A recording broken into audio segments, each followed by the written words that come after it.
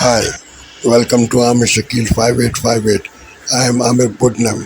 Following news have been reported by European, Asian, African, Australian channels and AP, AFP and Reuters news agencies. Now please, headlines.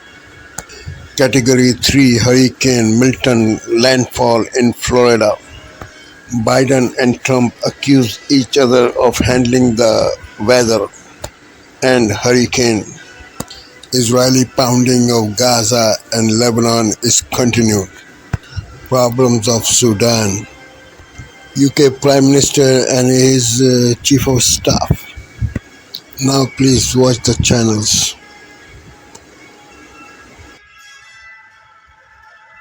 Come back with the answers to death. Bang! ABC iView. Always free, always thrilling.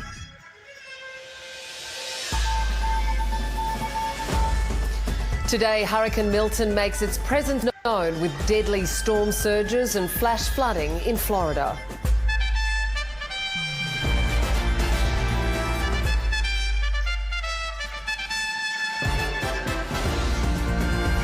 Aussie lobsters back on the menu. China agrees to lift a ban on live Australian rock lobster imports.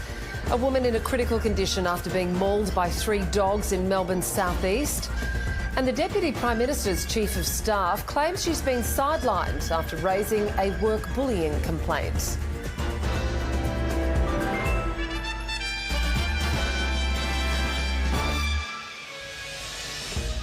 Hello and welcome to ABC News. I'm Catherine Robinson. Hurricane Milton has made landfall on Florida's west coast, bringing powerful winds, a deadly storm surge and flash flooding to much of the state. At its peak,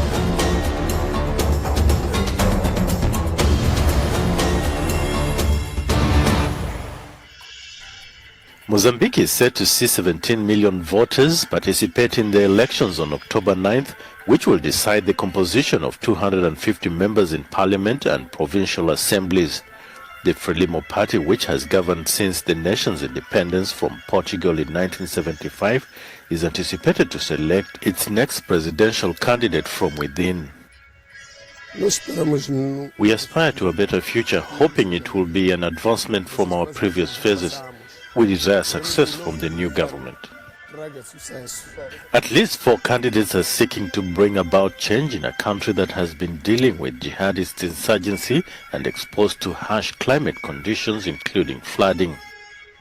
So if the president-elect creates a better condition that we have been asking for a long time, I think the people will be very happy.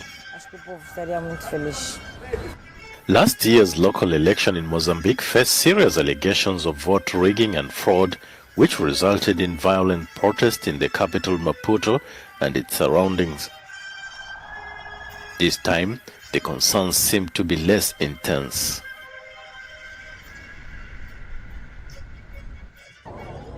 Dozens of families who lost relatives in the Lake Kivu boat accident are having to wait a long time to find closure.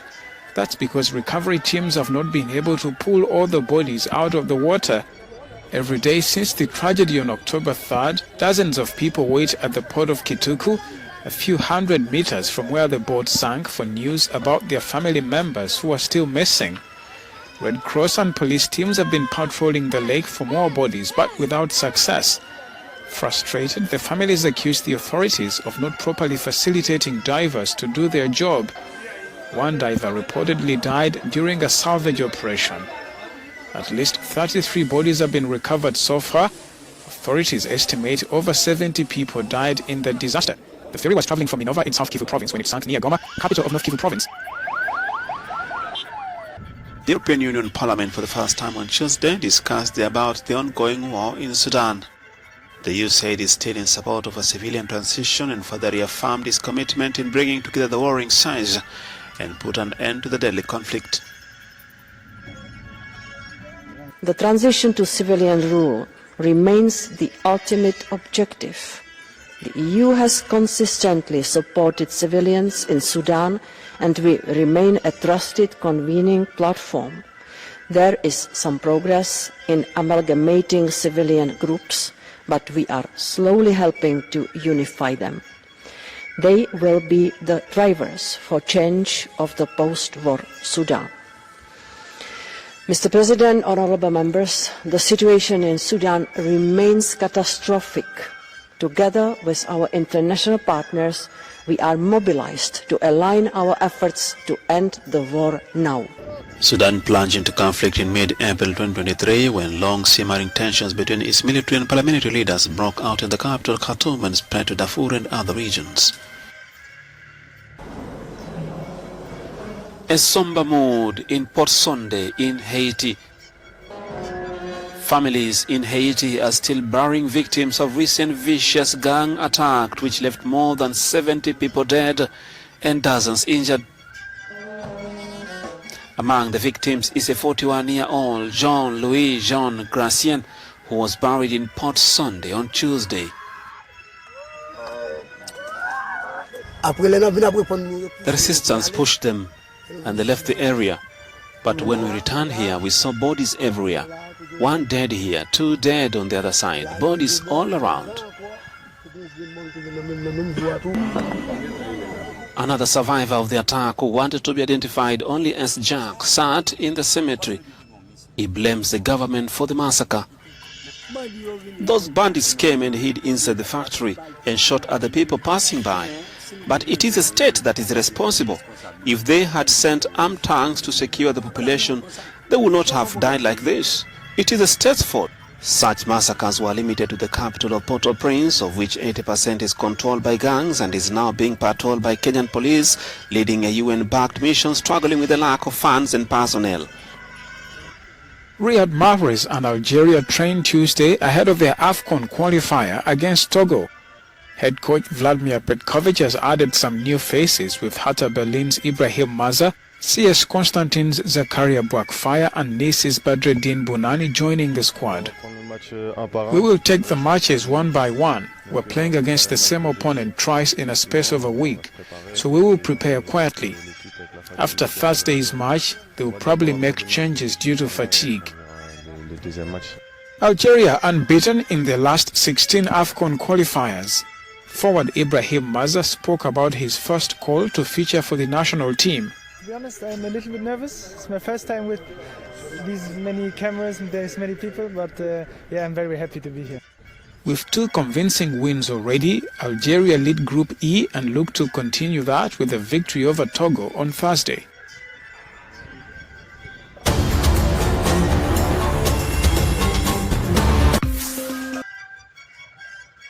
Britain's news channel.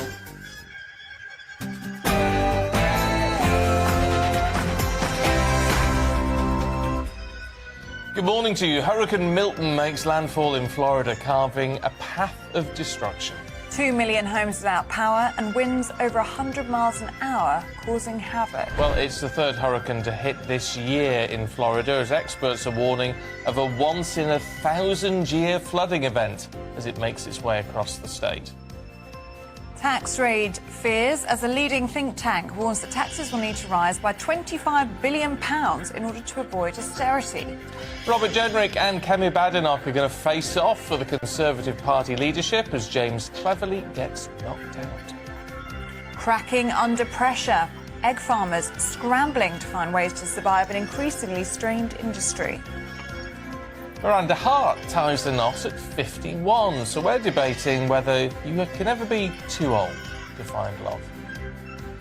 And in sport, England play Greece tonight, their first competitive game against each other, by the way, since the famous David Beckham free kick in 2001. Joe Root not only became England's leading run scorer in Test cricket yesterday, but he's completed his double century against Pakistan this morning, and the yells of... Out! Out! Very good. At Wimbledon will become a thing of the past. Technology. A colder feel out there today, but for many of us, a brighter day. There'll be some sunny spells and just 1 or 2 showers. Join me later for a full forecast. Just gone 7 o'clock. I'm Stephen Dixon. I'm Eddie Costello, and this is GB News Breakfast. Across Africa, what's happening across the continent? With Georgia Calvin-Smith on France 24. Hello, you're tuned in to Daybreak on France 24. I'm Karis Garland. Thank you for joining us. Here's a look at our headlines this hour. Hurricane Milton has been downgraded to a Category 1 after making landfall on Florida's west coast as a powerful Category 3, pounding it with ferocious winds and spawning destructive tornadoes. The Taiwanese President Lai Ching-te has vowed to resist annexation of the island in a key speech to mark National Day celebrations. And US President Joe Biden spoke with Benjamin Netanyahu Wednesday about potential Israeli retaliation against Iran as the two leaders held their first phone call since August. Also coming up in business, French Prime Minister Michel Barnier is expected to present his budget plan to the cabinet later this Thursday. We'll discuss what to expect.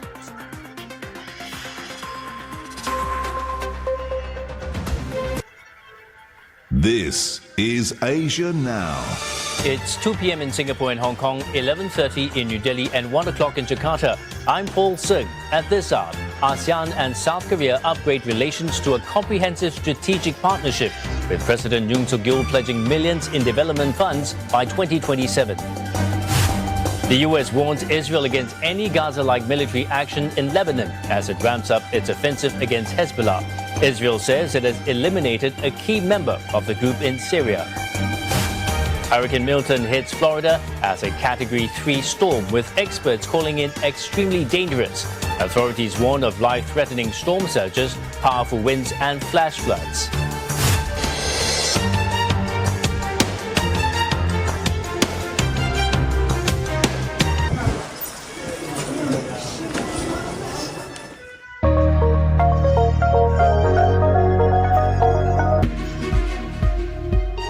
Euro News. The news. President Macron has met with Ukrainian soldiers training at a military base in France. Hurricane Milton has made landfall along Florida's Gulf Coast, bringing storm surges, intense winds and flooding. President Volodymyr Zelensky has said Russia's war in Ukraine must end no later than 2025, as he called for progress on his country's NATO membership. The situation on the battlefield creates an opportunity to make this choice, a choice for decisive action to end the war no later than in 2025. And we are counting on President Biden's leadership. We rely on the strong and wise steps of Britain, France, Germany, and Italy to bring security and peace to Europe. Zelensky spoke while on a visit to the Croatian city of Dubrovnik. This is DW News coming to you live from Berlin. After days of preparations and evacuations, Hurricane Milton is hitting hard on the U.S. Gulf Coast. Wind gusts over 200 kilometers an hour and heavy rain have knocked out power to more than 2 million people.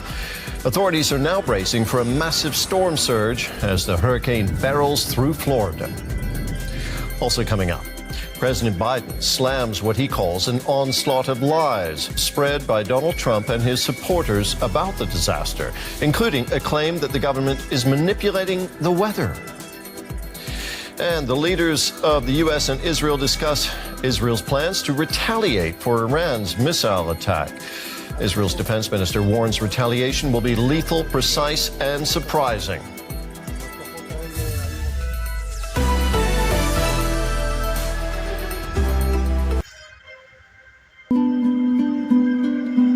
Danielle and Teresa didn't know each other. They lived nearly 150 miles apart with different lives, different hopes, different dreams. But their relatives insist the same tragedy touched both their lives and deaths. They say they were both victims of domestic abuse and failed by the police. This is a story of two families who will never have the full answers. Danielle Charters Christie was the oldest of 4 children. Her family say she loved to learn, had a deep passion for animals, and made their lives complete.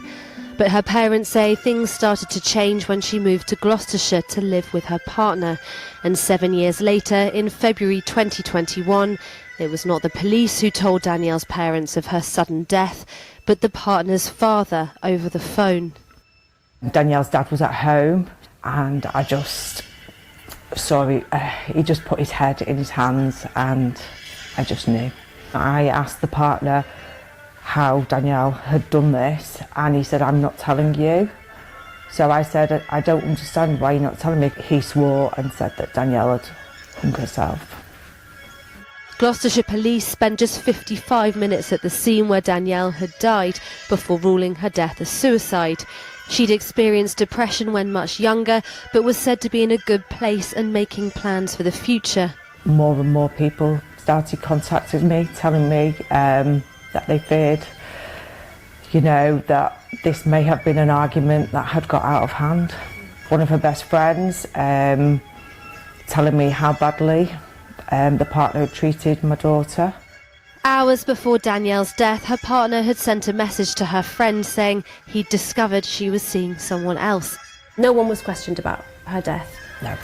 When her mother managed to get hold of an officer, she was told Danielle's partner had been cautioned by the force for assaulting her in the past, but her plea... More death and more destruction as the Israeli military siege of northern Gaza enters its 6th day. Hello, welcome to TRT World Live from Istanbul. I'm Aaron Armstrong. Also ahead on the programme, the UN warns of a catastrophic humanitarian crisis in Lebanon, with more than 1 million people displaced so far. Israel's defence minister says their response to last week's rocket attack by Iran will be deadly, precise and surprising. And the first fatalities have been reported in Florida as Hurricane Milton leaves up to 2 million homes without power.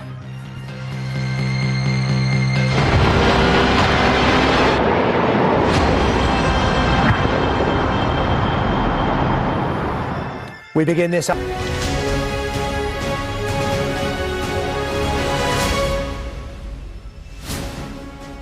Morning, everybody. It's 7 o'clock. Hurricane Milton has crashed into Florida with winds of more than 100 miles an hour. The hurricane hit Florida's Gulf Coast, bringing with it a deadly storm surge.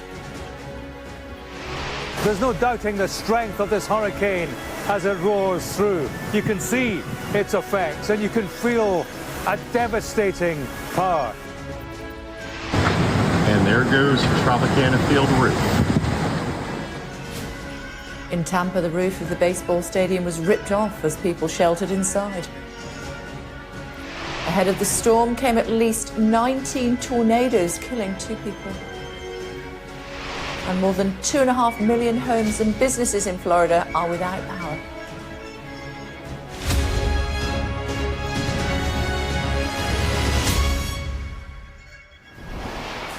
Good morning. Hurricane Milton has crashed into Florida with winds of more than... Thank you for sparing your precious time. This is Amir Shakil. Have a good life. Bye-bye.